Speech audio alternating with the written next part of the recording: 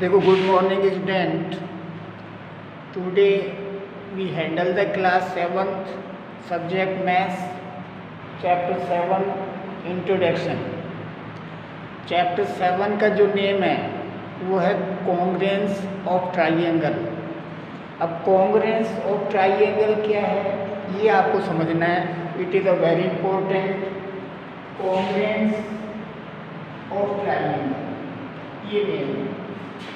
अब सबसे पहले मैं कॉन्ग्रुएंट का साइन मैंने बनाया नहीं है। कॉन्ग्रुएंट का साइन ये होता है दो इक्वल और ऊपर ये साइन ऑफ कॉन्ग्रुएंट होता है। अब देखो, कॉन्ग्रुएंट मीन्स क्या होता है कि दो चीज़ें बिल्कुल सिमिलर लेंथ की हैं तो वो कॉन्ग्रुएंट ऑफ ट्राइएंगल। इसमें ट्राइएंगल के बारे में पढ़ेंगे, बट कोई भी थिंग्स जो सिमिलर एक जैसी है, जैसे टू फिगर और objects are congruent if they have same shape and size. जो सिमिलर सेम शेप की है, सेम साइज की है, वो कॉन्ग्रुएंट कहलाते हैं। जैसे फॉर एग्जांपल हम लें, एक एलिफेंट ले लिया और एक एलिफेंट का बच्चा, दोनों एक जैसे हैं बट वो कहलाएंगे सिमिलर, कॉन्ग्रुएंट नहीं होंगे। कॉन्ग्रुएंट होने का मतलब है कि बिल्कुल एक लाइन 6 सेंटीमीटर की तो दूसरी भी 6 सेंटीमीटर की हो। यानी दो एलिफेंट जब कॉन्ग्रुएंट होंगे, जब दोनों के पैर मान लो 5-5 फीट के हैं तो उनके पैर भी 5-5 फीट के ही हों। जैसे उनकी जो बॉडी है, चाहे सभी बिल्कुल सिमिलर हो, सिमिलर लेंथ के हो, तो वो कॉन्ग्रुएंट होते हैं। तो जैसे सेम और साइज, शेप और साइज दोनों सिमिलर होनी चाहिए। ये कॉन्ग्रुएंट का साइन है। जैसे दो ट्राइएंगल है, कभी भी कॉन्ग्रुएंट जो हम प्रूव करते हैं वो दो या दो से ज़्यादा चीज़ों में होता है, एक चीज़ में नहीं। जैसे ये ए बी सी ट्राइएंगल है तो कॉन्ग्रुएंट होगा दूसरा ट्राइएंगल पी क्यू आर है, तो इन दोनों का कंपेयर करेंगे तो वो A B C congruent P Q R होगा। तो two line segments are congruent, they have same length. अगर उनकी सेम लेंथ है तो वो दोनों लाइनें सेगमेंट कॉन्ग्रुएंट है। जैसे एक छोटी एक बड़ी है तो नहीं होगी। सेकेंड में two angles are congruent, they have same measure. दो एंगल तब कॉन्ग्रुएंट होते हैं जब दोनों, एक 45 डिग्री का है तो दूसरा भी 45 का हो, एक यानी 45 डिग्री का है दूसरा भी 45 का, तो वो टू एंगल कॉन्ग्रुएंट होते हैं। Two circle are congruent, they have same measure. यानी दो सर्किल जब कॉन्ग्रुएंट होते हैं उनकी रेडियस दोनों की एक हो, यानी ये 5 सेंटीमीटर रेडियस का, दूसरा भी 5 सेंटीमीटर रेडियस का, तो वो टू सर्किल कॉन्ग्रुएंट होते हैं। ऐसे two triangle are congruent. Triangle होने के भी 3 रूल हैं कि वो ट्राइएंगल कॉन्ग्रुएंट कैसे होते हैं। देखो, उसके बाद ट्राइएंगल कॉन्ग्रुएंट कब होते हैं, जब two triangle have 3 sides equal by SS rule. देखो, इसका मैं एक्सप्लेन कर रहा हूँ थोड़ा तुम्हें कि जैसे ये दो ट्राइएंगल हैं, एक तो ये ए बी और सी, ये दूसरा ट्राइएंगल है P Q R.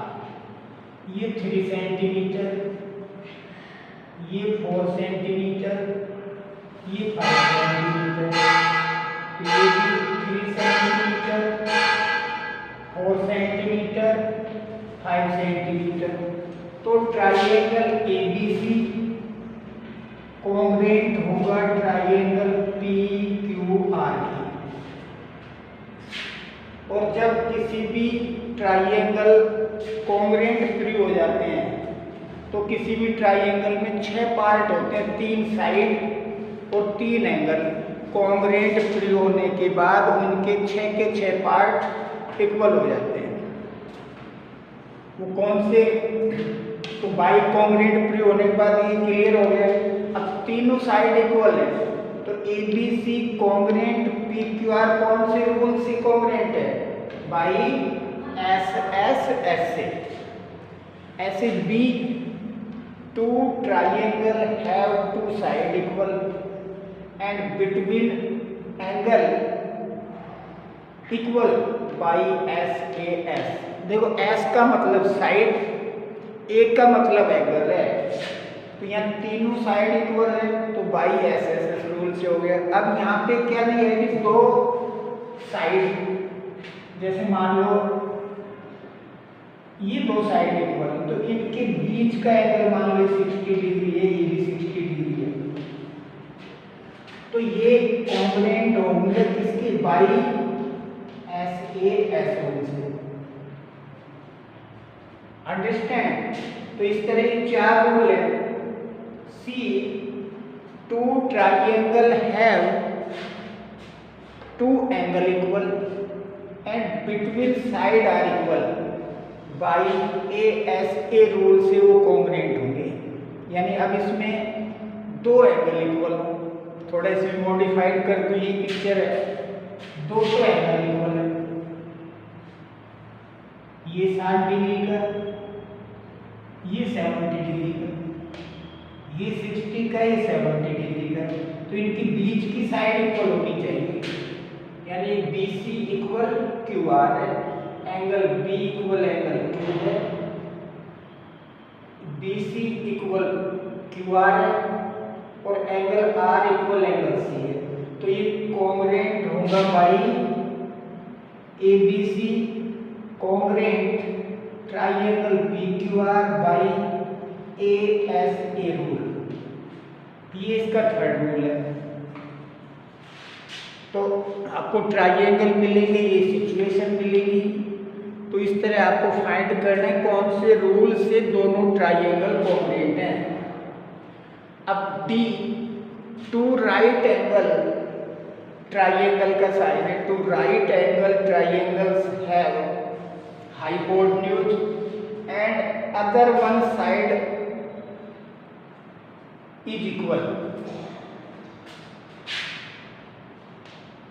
By RHS rule से वो कॉन्ग्रुएंट होगा। जैसे मैं यहाँ पे आपको बना दूं, देखो लास्ट वाला पढ़ रहे हैं, two right angle triangle have hypotenuse and other one side is equal by congruent होगा RHS रूल से। जैसे ये कोई राइट एंगल ट्राइंगल है, ये होता राइट एंगल ट्राइंगल में, क्योंकि राइट एंगल ट्राइंगल में एक एंगल 90 डिग्री का होता है। ये मान लो दूसरा है, ये भी 90 डिग्री। अब ये A, B और C, P, Q और R। अब देखो हमेशा हाइपोटेन्यूज क्या होती है? हाइपोटेन्यूज होती है 90 डिग्री के सामने की साइड। इसमें 90 डिग्री का एंगल ये है, इसमें ये है, तो 90 डिग्री के सामने की साइड ये इसके इक्वल है, ये इसके इक्वल है। तो ऐसे साइड से दिखा सकते हैं हम। और चाहे ये साइड इसके इक्वल हो, चाहे ये साइड, यानी ये बेस कहलाता है, बेस इसके इक्वल हो, ये परपेंडिकुलर कहलाएगी, परपेंडिकुलर इसके इक्वल, दोनों में से कोई एक साइड इक्वल होनी चाहिए, तो वो दोनों ट्राइंगल कॉन्ग्रुएंट होते हैं बाई RHS रूल से। आगे एक्सरसाइज में पढ़ेंगे हम। जैसे ये दो डंडे लगा दीजिए, इसके इक्वल। अब हम यहाँ पे लिख देंगे, देखो रीजन भी लिखेंगे, angle Q equal angle B 90 degree, AC equal PR। क्या है यहाँ पे गिवन है, गिवन का मतलब एक एक लाइन से शो किया है। A B equal P Q, ये भी गिवन है। तो triangle A B C congruent triangle P Q R by R H S rule, इस तरह लिखें। ये सब भी इसी तरह लिखने, 3 नियम लगाएंगे, फिर ये रूल प्रयोग होने के बाद उन ट्राइंगल के 6 पार्ट इक्वल हो जाते हैं। तो ये इसका इंट्रोडक्शन है। इसमें एक्सरसाइज 7.1 से 1.2 हैं। इसका एक्सप्लेनेशन हम आपको कराएंगे जब एक्सरसाइज 7.1 में। बट ये इंट्रोडक्शन आपको